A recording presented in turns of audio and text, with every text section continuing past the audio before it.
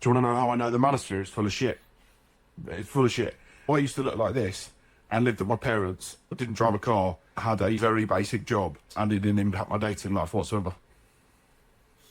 At all. Did it? Because women care about how you make them feel.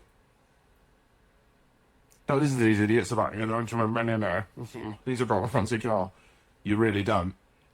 I had no car, lived with my parents, dead-end job that wasn't going anywhere. I worked in the cinema in my mid-20s. I wasn't a high achiever. Never impacted my dating life, because women care about how you make them feel. Don't listen to these idiots.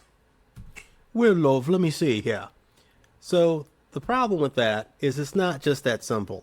Life is not black and white. So the problem with the manosphere is it's too extreme and it's too simplistic.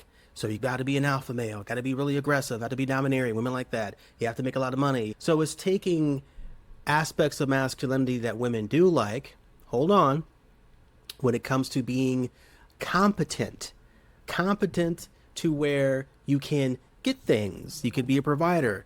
People like that. Women like that. When it comes to being able to obtain resources, you don't have to be stinking rich, okay?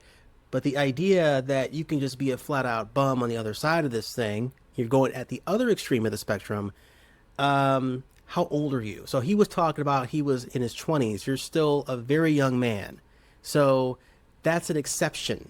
There's an expectation that you still don't have your life together. And what women look for is potential. Where are you going? That's what they pay attention to.